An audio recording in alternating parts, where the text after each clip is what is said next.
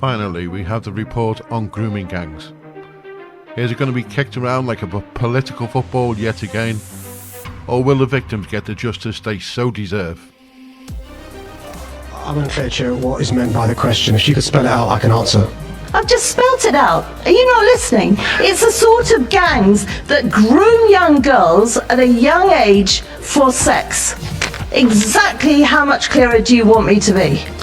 You're beginning with parts of the jigsaw in place, and that means with the right people, the right expertise involved, you've got a heightened opportunity, notwithstanding the passage of time, to hold some of these abusers to account.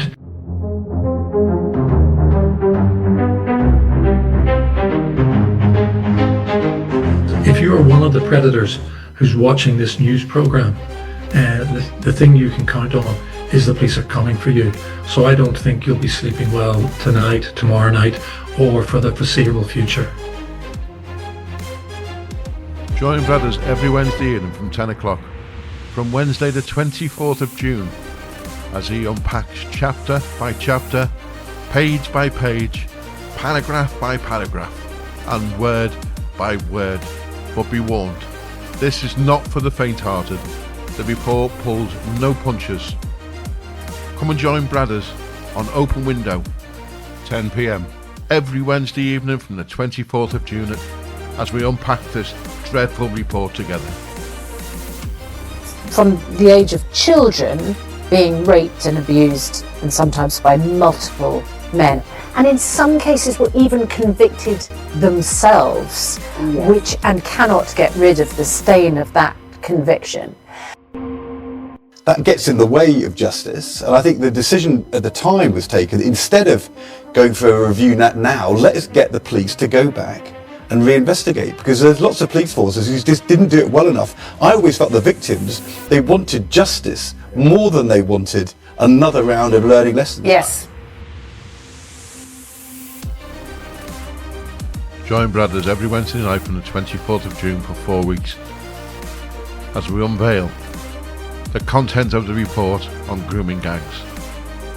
Will justice be served this time?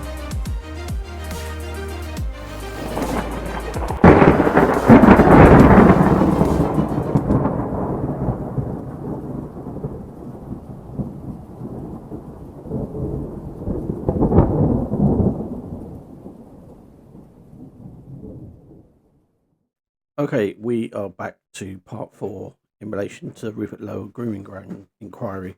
It's interesting, we don't hear much about it on the news or talked about.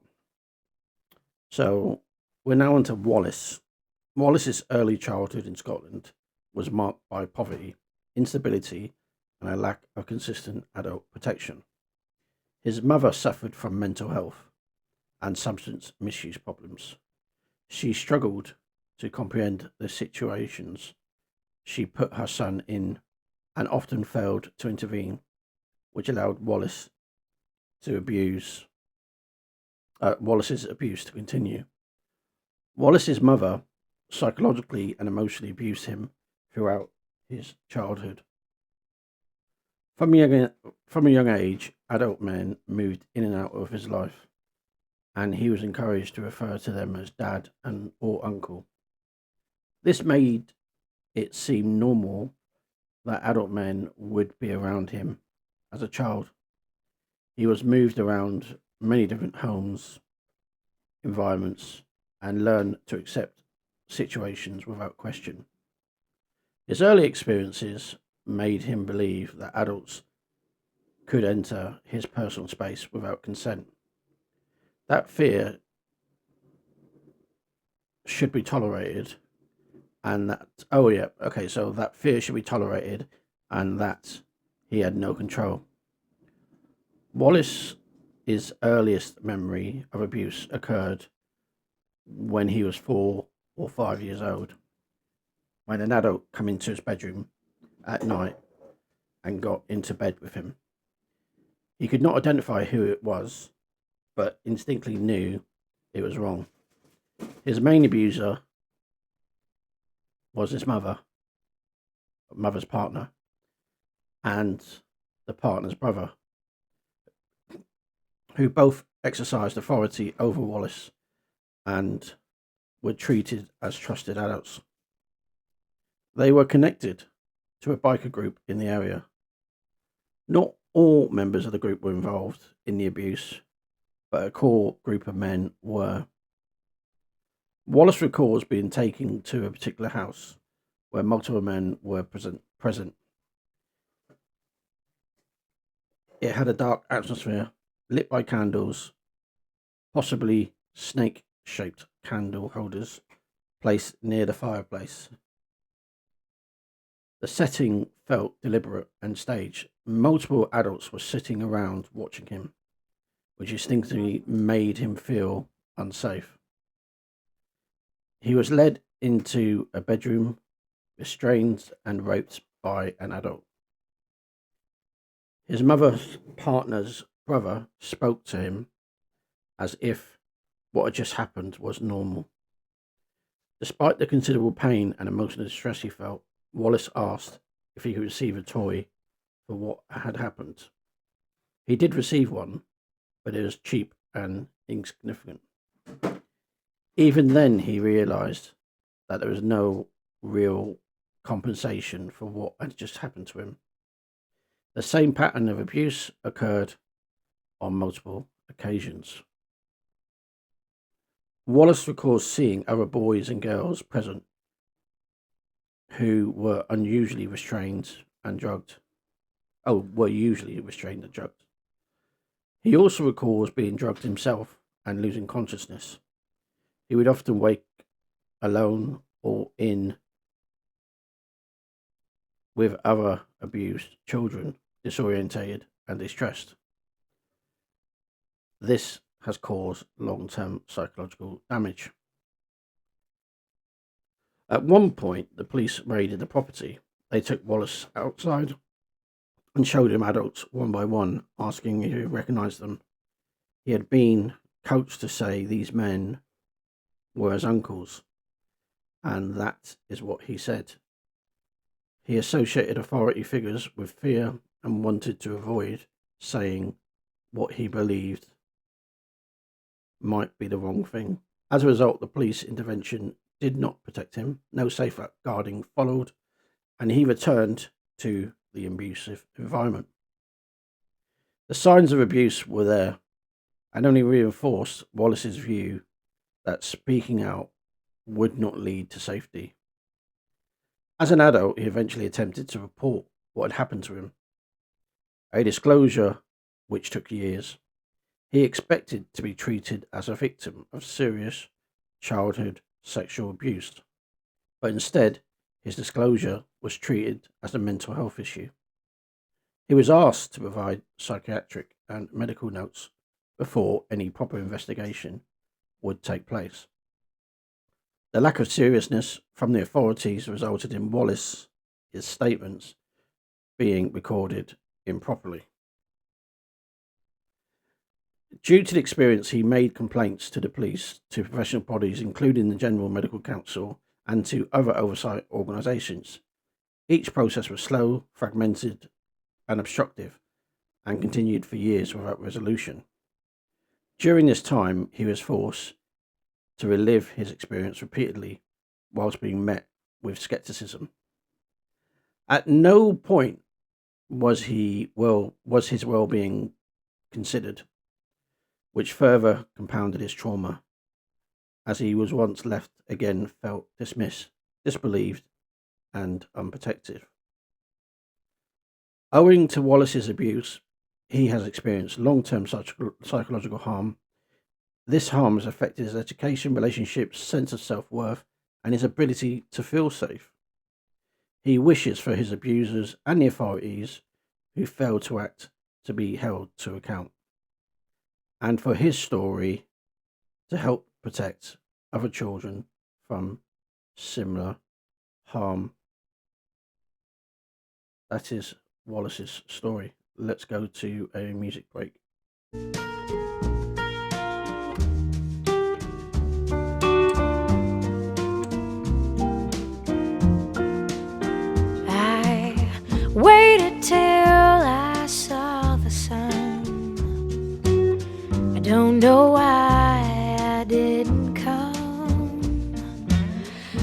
left you by the house of fun.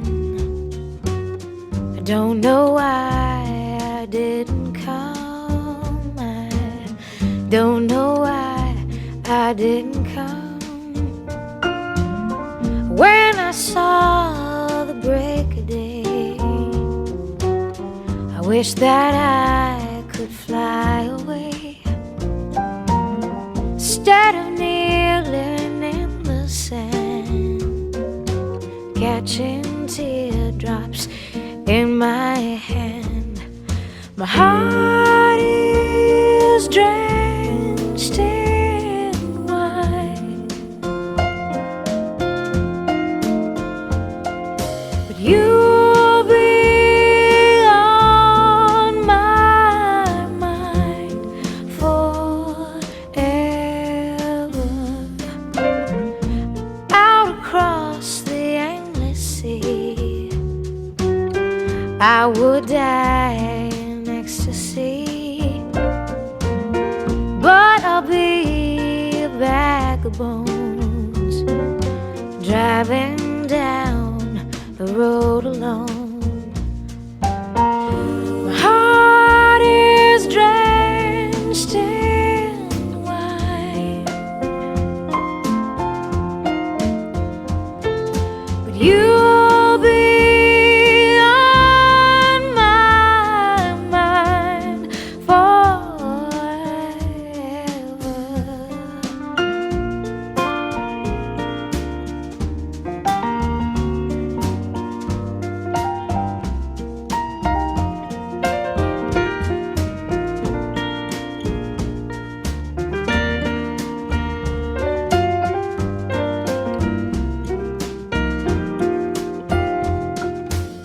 Something has to make you run. I don't know why I didn't come.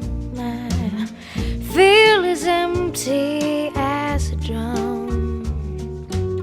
I don't know why I didn't come. I don't know why I didn't come. I don't know why I didn't come.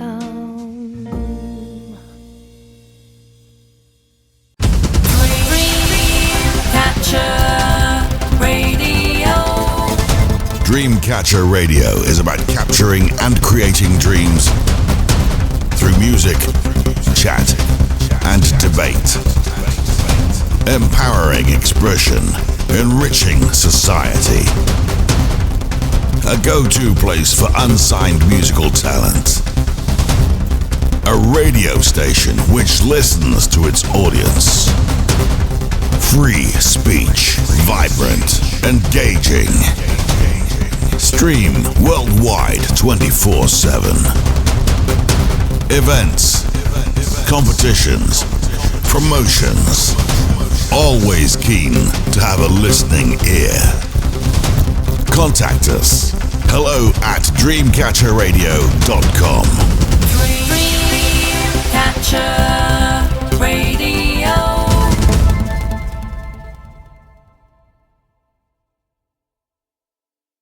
So we're now going to move on to Sebastian. Sebastian was raised in Scotland in a stable household. Sebastian's mother held down a professional job, owned her own home and car, and the family regularly went on holidays together. Despite this relatively secure background, which was not typical of other abuse victims, Sebastian was raped and abused from the age of 6 by family members. Without Sebastian's mother's knowledge, these family members installed in Sebastian that the belief that to be safe, you had to give them what they wanted. This led Sebastian to develop a transactional view of interpersonal relationships. At the age of 11, Sebastian was introduced by these abusive family members to a local cafe owner. The owner gave Sebastian free food, lifts in his car, and free cinema tickets to build trust and a sense of obligation. From there, they began prostituting Sebastian out to a number of people. This included seemingly respectable professionals such as estate agents, solicitors, care support workers for children, and even police officers. Even at boarding school, Sebastian was raped, assaulted, and groomed by staff and connected adults. With Sebastian's injuries often ignored by medical professionals, all of Sebastian's abusers were white British. It's interesting actually because I understood this was about a Muslim grooming gangs. Anyway, I'm learning as you guys are. In adulthood and during the final years of abuse, Sebastian became aware of a wider operation of the grooming networks, both in the quiet rural areas and in the city. At the age of 40, Sebastian was finally able to escape a cycle of abuse and had lasted for nearly 44 decades. Following years of abuse, Sebastian, born a biological female, transitioned to the opposite sex and now identifies as a trans man. Sebastian transitioned socially at 41 and medically at 48. However, when describing the abuse experienced as a child, it remains important for Sebastian to recognize that these events occurred while living as a girl and perceived as such. Sebastian acknowledges that this transition was, at least in part, a consequence of abuse experienced and feels safer from further abuse when presenting as a man. Sebastian recognizes the profound impact trauma can have on a person's life and believes that different people find different ways to cope. For some, that may mean choosing a particular career or relationship or making unhealthy choices by using substances or alcohol. For Sebastian, transition and finding peace is being Seb became the pathway to recovery. Sebastian describes healing from trauma as a form of transformation. For Sebastian, that transformation has involved a change of personal identity and finding a sense of safety, never known while living as a female. Sebastian understands that others may not fully understand the paths people take to cope with trauma, but hopes, at the very least, that they will try to understand. Sebastian now advocates for other survivors with the aim of protecting vulnerable people and helping to develop local measures to prevent child abuse. We now move on to Anna. Anna was raised in a stable middle-class household with both parents present. She first experienced abuse at the age of 13 by a perpetrator whom was almost 18, whom she met through friends. He began their interaction with what is known as love bombing. He complimented her, messaged her regularly, offered to buy her gifts and alcohol, requested photographs of her, and discussed meeting up. They arranged to meet at a local bus stop and go into town. At the last minute, he changed the plan and asked Anna to meet him at the end of the path in a nearby woodland. Upon arrival, his demeanour was cold and aggressive. He demanded that Anna perform oral sex on him and threatened to tell people she knew that she had sent him explicit photographs and that they already had sex. Feeling threatened and fearful, she complied. Unbeknownst to Anna, he had covertly recorded the incident. A few days later, multiple men added her on Snapchat and began mocking and taunting her. The perpetrator himself sent Anna the video, laughed, and told her he had shared it with the boys and brothers. Leaving her humiliated, fearful, and traumatized, Anna reported the assault to the police, but despite explaining the coercion and threats, the case was closed with no investigation into the creation or distribution of child sexual abuse material. Rumours spread rapidly among Anna's peers, and she was mocked and insulted in public. A year later, Anna encountered 3 Muslim brothers through a friend who have already been grooming and abused, who was already being groomed and abused by them. They supplied her with alcohol and cigarettes in a public park and waited until she was heavily intoxicated before they began assaulting her.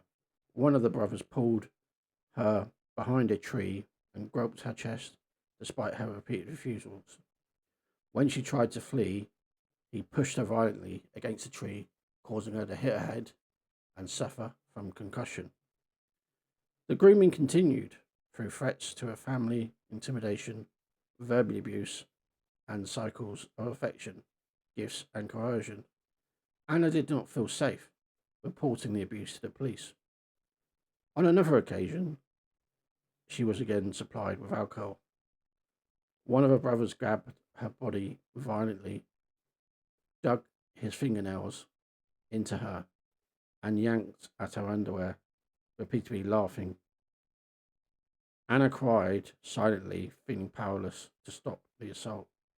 Afterwards, she tried to cut contact, but one of the brothers located her and banged on the door, shouting while she was inside until he left. Out of fear, she complied with further demands to meet the brothers, resulting in more assaults.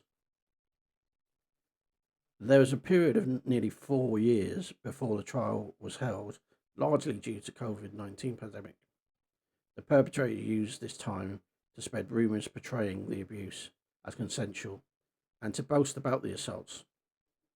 In the courtroom, the abuse and intimidation continued. They pulled faces, pointed and laughed at her, and made rude remarks about her appearance. This behaviour was not addressed by the court. One of the brothers was convicted of sexual assault and, as he was taken into custody, shouted, "Allah Akbar." At the sentencing, the brother's sister shouted abuse at Anna, threatened her, and later breached her anonymity online. She blamed the jury, stating they were all white. She was eventually arrested and charged with malicious communication. Anna states that is a broader failure to confront the role of ethnicity, religion, and cultural dynamics in organised sexual exploitation due to the fear of accusations of racism. Anna, as he left the dock to be taken down to custody, I was literally verbally assaulted by his sister, who shouted, "Allah Akbar." We're just going to go to another song. All right, listen to me. Here's what we're going to do. You're going to do the song that I said, the one did you remember? One that I love. Yeah, you're going to do the one that I love. You're going to do the one that I love. It's going to be great. Come on. This is what I said. You promised me you were going to do. I always say I love you. Always remember us this way. Everybody, we're going to bring out Allie to bring us home, and she's going to sing an original song. Thank you. letters on the sky, burning in your eyes. You look at me, and babe, I wanna catch on fire. It's buried in my soul, like California gold. You found the light in me that I couldn't find. So when I'm all choked up but I can't find the words, every time we say goodbye, baby, it hurts. When the sun goes down and the band won't play, I'll always remember us this way. Lovers in the night, poets trying to write. We don't know how to rhyme, but damn, we try. But all I really know, you're where I wanna go. The part of me that's you will never die. So when I'm all choked up and I can't find the words, every time we say goodbye, baby, it hurts. When the sun goes down and the band won't play, I'll always remember us this way. Oh yeah, I don't wanna be just a memory, baby.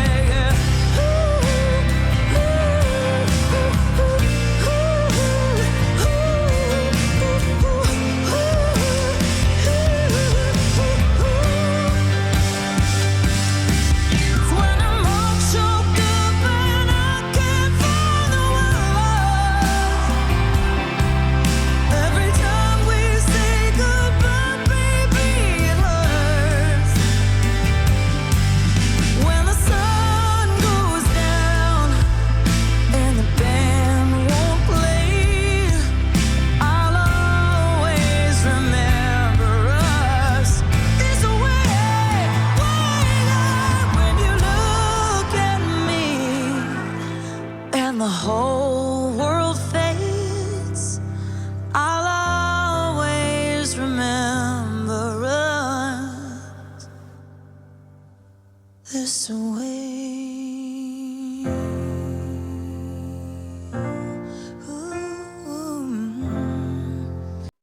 Okay, we are back and swiftly moving on to Taylor. Taylor was introduced at the age of 12 to older men through her friends, many of whom were adult Muslim men. They began by giving her lifts home from school, sometimes in black cabs and sometimes in their own cars.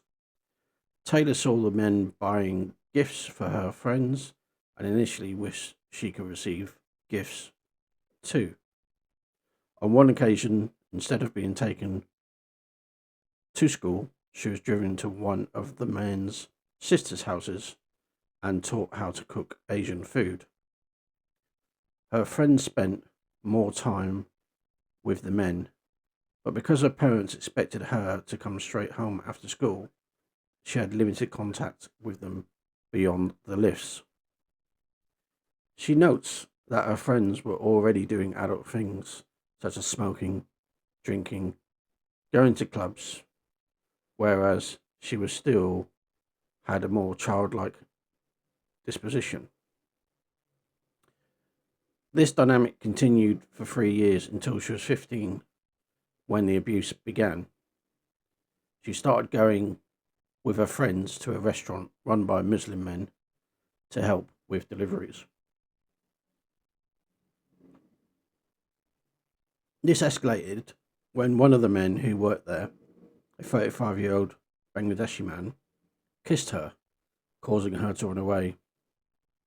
The same man later raped her when she was 15. Because her friends were also being abused, Taylor believed it was normal and that the man was her boyfriend. However, when she walked in on him with one of her friends, she realized this was not the case. After this, her behavior changed dramatically. She began skipping school and drinking heavily.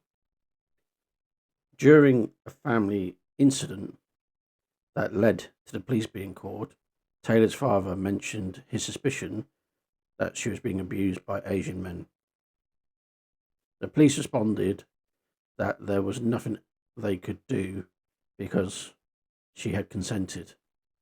Police were called on multiple occasions regarding the abuse of Taylor and her friends, but they consistently refused to take action.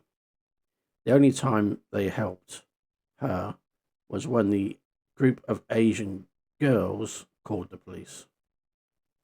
Officers then returned Taylor to her friend's home.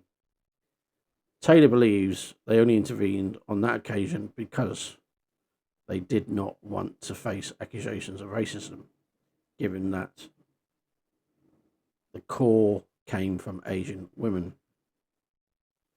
By the age of 16, she had been introduced to many more men and was constantly harassed by them over the phone. Some men would initially appear kind and caring, leading her to believe they were in a relationship, only to lure her into situations where she would be gang raped.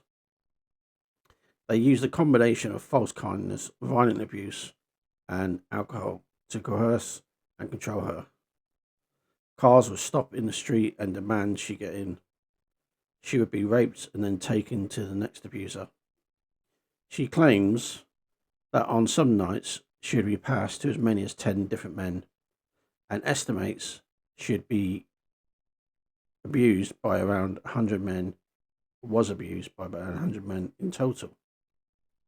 One common tactic used by the gangs was to send a taxi to pick up drunk girls late at night. The driver would pretend to stop at a shop for a drink, then drive off, leave the girls behind. A group of men would then rescue her, only to take her to a prearranged house for gang rape. A number of women also played a role in directing girls to their abusers in exchange for gifts and money. These women would trap the girls in properties or use violence to coerce them. Taylor had witnessed shootings, had knives held to her throat, and a gun held to her head. The gang used the death of one of the other girls as leverage, threatening that anyone who spoke would be next. Realizing she had escaped the abuse, Taylor made a detailed 20-page statement to police. She provided the phone numbers of more than 100 Asian men and showed the messages in which the men threatened to rape her mother, beat her father, and burn down the family home. No investigation followed. Both her teachers at school and her GP were aware that something was seriously wrong, but did not pursue their suspicions further. Taylor: before they raped me, they would chant, Bismillah here, Rahman near Rahim. Translation: in the name of Allah, the most gracious and the most merciful. We now move to Marie.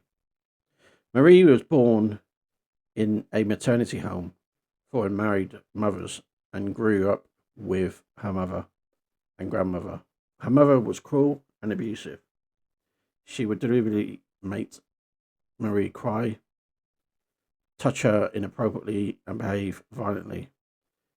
She would go into school with split lips, black eyes, bruising, and marks over her body. She was never asked why this happened. She was not allowed to go outside, have friends, and was regularly called degrading names. Viewing her medical record as an adult, there were documented concerns from around a year old. There were notes of rash below down with question marks recorded. There were further entries where it was described as a possible nappy rash, again with question marks. 7 years later, a doctor made a note that she was a child that should be kept an eye on. Her mother refused to discuss her situation with Marie in the room. The record showed that she had significant bowel and genealogical problems. Despite the signs of abuse, no safeguarding action was taken. From around the age of 7, Marie's mother's partner began grooming and sexually assaulting her. He would bring her presents and then touch her inappropriately. Marie said to him, "What are you doing?" was bad, and she did not like it. He told her that her mother had told him it was allowed. Her mother would ask Marie how she got on with him, demand that she had thanked him properly, and would threaten to get angry if not. She was complicit, and the abuse continued for many years. Her mother would deliberately shame her. When Marie began to menstruate, she thought she was dying, but her mother told her periods were what dirty girls had. She deliberately gave her sanitary pads that would leak so she could shame and punish her. If she had a spot on her face, she would put a large blob of germaline on her face and tell her not to remove it, otherwise people would not know she was dirty. When she was unwell, her mother would get her partner to vapor rub on her chest. Her mother would soak her underwear in bleach and make her wear it, which still causes Marie discomfort to this day. In one instance, her mother and her partner forced a bottle inside her, which was painful. Her mother would attach clove pegs to her clitoris to see how long Marie could last. Marie's mother also groomed her for others, and she had to share a bed with her. Marie was taken to another man's house by her mother's partner, where she was raped. He began to traffic her to other perpetrators he knew through his work that operated like an organized group or gang. She became pregnant as a product of her abuse. On 2 occasions, her mother took her to a woman's house. There, the woman used a knitting needle to perform the abortions. The woman's husband also raped her. She had bottle tops opened up inside her vagina, then made to drink what was in the bottle when she was at primary school age. There was an instance where she ran into members of a grooming network who would lure her to a secluded location and rape her. The abuse she experienced included extreme sexual violence and degradation. She was raped repeatedly over the years, including anal rape. She was subjected to penetration with objects she was urinated on. Her legs were held open. She was bitten on the back, cut on the leg, and strangled. She had lasting injuries. Marie attempted to end her own life at school by walking in front of a van. At college, she drank a bottle of vodka and took a box of tablets in an attempt to kill herself. The college counsellor raised concerns and contacted her GP, but nothing was done. Between leaving school and joining college at 17, she was groomed by a 55-year-old police sergeant. He knew her background and claimed that he would catch her attacker and get justice for her. Instead, one evening, he offered to take her out of the house and raped her. He went on to rape her on another occasion. Upon becoming an adult, she went to Women's Aid Refuge for safety. They moved her into a safe location. On one occasion, her mother and partner went to Women's Aid's office, but they refused to give them information and introduce additional measures to protect Marie.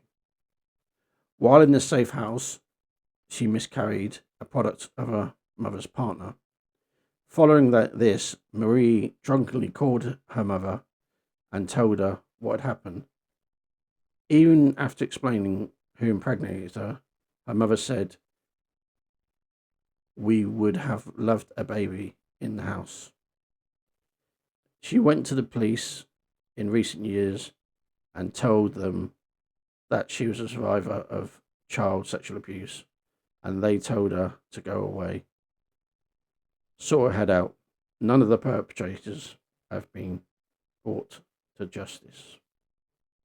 We're going to go to another break.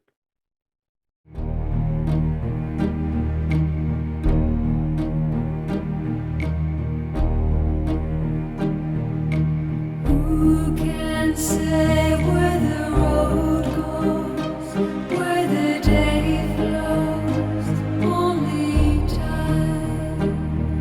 And who can say if your love grows as your heart shows?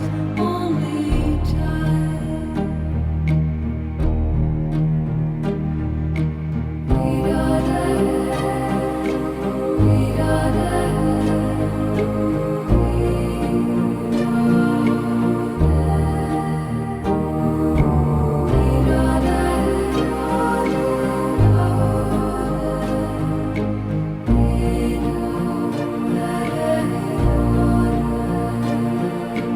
Who can say why your heart sighs as your love flies? Only time. And who can say why your heart cries when your love lies? Only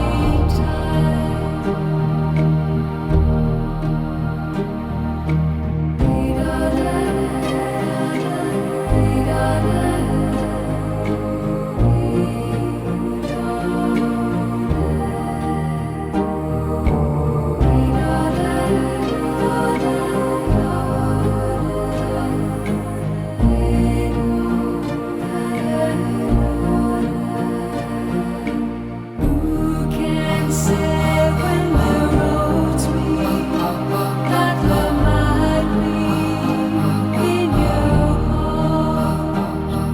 And who can say when the day sleeps if the night keeps all your heart? Night keeps all your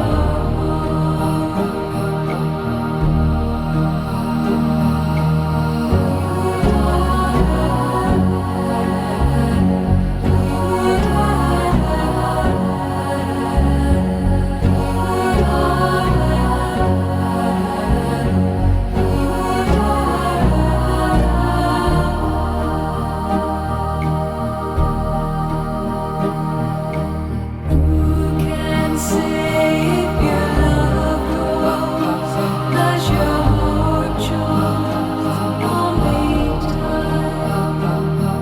And who can say where the road goes, where the day flows?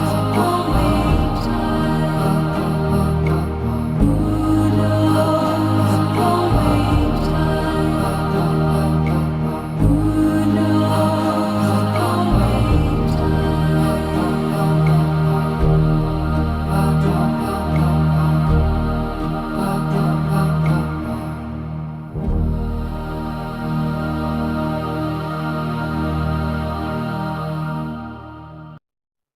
That was Enya. Love that song. Now we move on to Jane. Jane grew up in a fractured household, rarely present. Her mother was addicted to drugs and alcohol, regularly using hash and cocaine during Jane's childhood. She tried to end her own life on multiple occasions and left, although when Jane was 7, and left altogether when Jane was 7. Jane's father had significant mental health issues, though until the age of 5, she describes a generally positive relationship with him. However, after meeting a new partner following the departure of Jane's mother, he became colder, more distant, and increasingly abusive. He used his hands, a slipper, and a cane to hit Jane. Jane's mother re-entered her life with a new boyfriend when Jane was 13. The boyfriend was abusive towards Jane's mother and on one occasion raped her in front of Jane. It was around this time that Jane's mother's drug dealer began grooming her via Facebook. He had become aware of the fact that Jane was self-harming and presented himself as a sympathetic and supportive friend. Jane, vulnerable at the time, exchanged messages with him for several months. Eventually, the drug dealer began asking Jane whether she had ever smoked cigarettes, taken drugs, or had sex. During one half-term, he asked to meet with her. She agreed, and he came to Jane's father's house while Jane's father was at work, armed with a kosh. He took her up to the bedroom and told her to strip naked. He said, "You may be 13, but you've got the body of a woman," and raped her before promptly leaving. From then, the drug dealer regularly called Jane and waited outside her school for her. Jane would hide in the staff room and tell the teachers that she did not want to leave as she knew he would be waiting for her. The staff did not intervene and would force her to leave the school. The drug dealer regularly took Jane to his girlfriend's house, where he would give Jane Valium and cannabis. He would also show her the drugs he took, including heroin, methadone, and crack cocaine. The drug dealer sexually abused Jane every day apart from the weekends for several months. Jane was misdiagnosed with a personality disorder at this time. She did not tell anyone about her relationship with the drug dealer until one night during an argument with her mother, who was drunk. Her mother said, "I don't know why you were like this," and Jane replied, "Because I'm being fucked by a 50-year-old man and nobody has noticed." The following day, Jane returned from school to the police at her house. The police insisted that Jane, still just 13, would need to testify in court alone against the drug dealer. Intimidated, she did not wish to face him, and he was not prosecuted.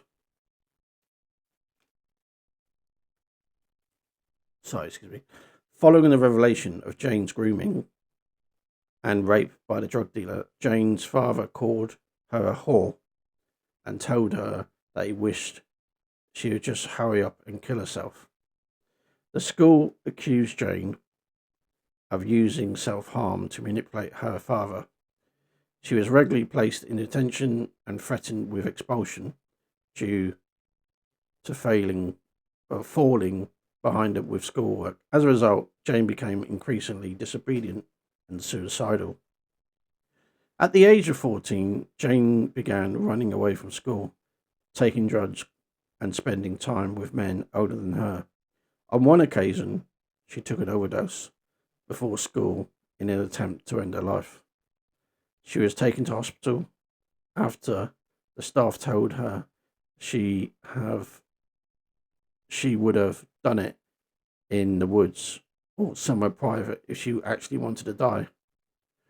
Her father then came to the hospital and told her, "Try harder next time," as she was wasting everyone's time. Later that day, she attempted suicide by cutting her own throat, but failed. Jane was briefly taken into care at the hospital. She was discharged after less than a month, and everybody acted like nothing had happened. Her father would not accept her back in the family home, so she left and was homeless. Jane spent a short period of time staying with friends until social services was informed about her situation by her aunt. Jane refused to return home disclosing to social services she had been physically abused and showed them the bruises on her body.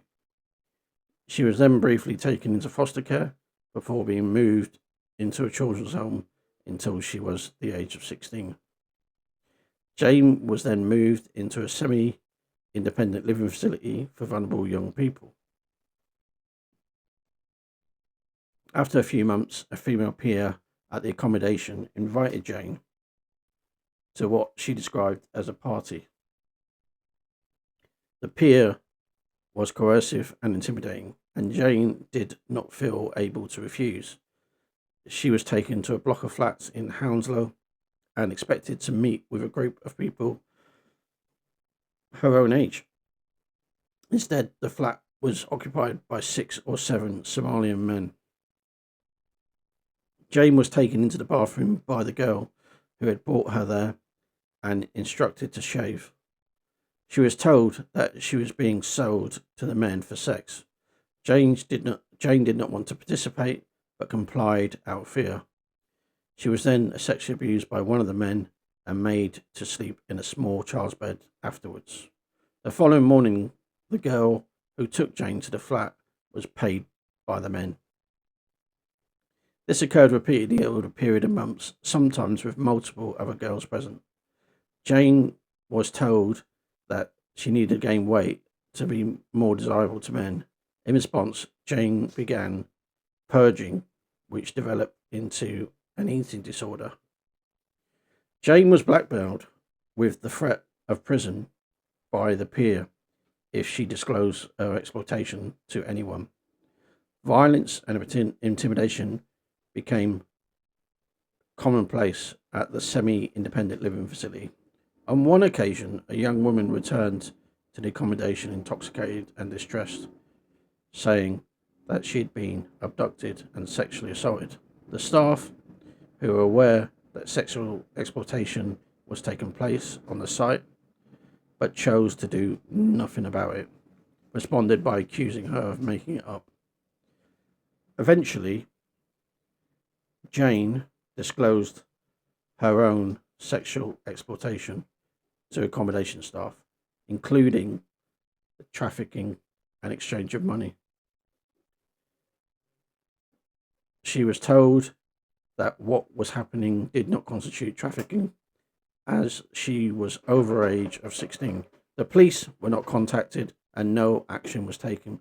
Jane was blackmailed by staff with the threat of being blamed for exploitation and her and others if she took her complaints any further. Jane's eating disorder intensified and she began self-harming again. She was sectioned under the Mental Health Act and admitted to a psychiatric hospital. While hospitalized, she disclosed the exploitation again. Police interviews took place, but due to her being heavily medicated, Jane was treated as an unreliable witness and no further action was taken. She also disclosed in writing what was happening to her. It was removed from her most recent social care files, but the original clearly states she wrote a letter to them a year before she was hospitalized, and the police interview matched that letter. The letter was not acted on by the authorities. As a result of her abuse and eating disorder, Jane had developed endometriosis, which resulted in the loss of half of her uterus. Jane has since learned that her records at a semi-independent living facility had been lost or destroyed despite statutory retention requirements. Even into adulthood, Jane has not received any closure, or attempts to get justice have been met with delays, obstruction. Jane states that she believes that children remain at risk due to the culture of silence that persists across institutions that should be caring for them. Jane: I later learned that key records from the children's home were missing or destroyed despite strategy retention requirements. My care files from the placement cannot be produced. This has obstructed accountability. And that's it for this week's episode.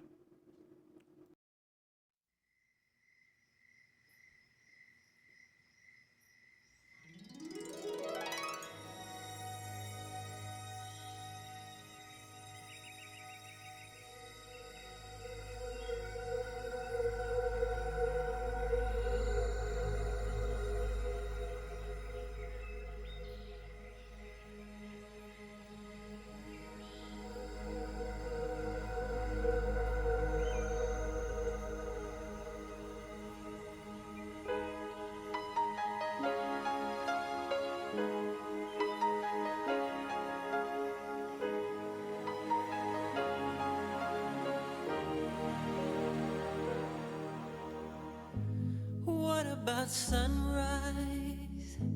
What about rain?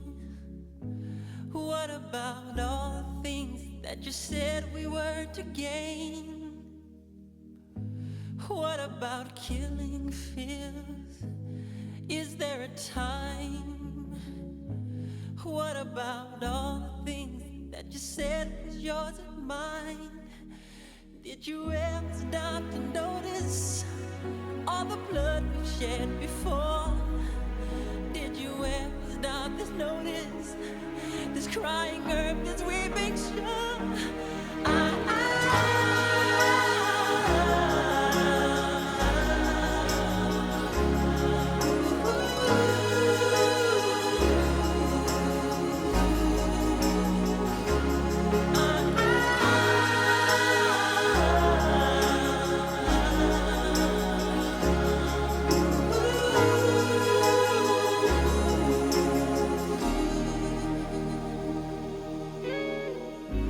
What have we done to the world? Look what we've done. What about all the peace that you pledged your only son? What about flowering fields? Is there a time? What about all the dreams that you said was yours and mine? Did you ever stop to notice all the children dead from war? Did you ever stop to notice this crying earth, this weeping shore?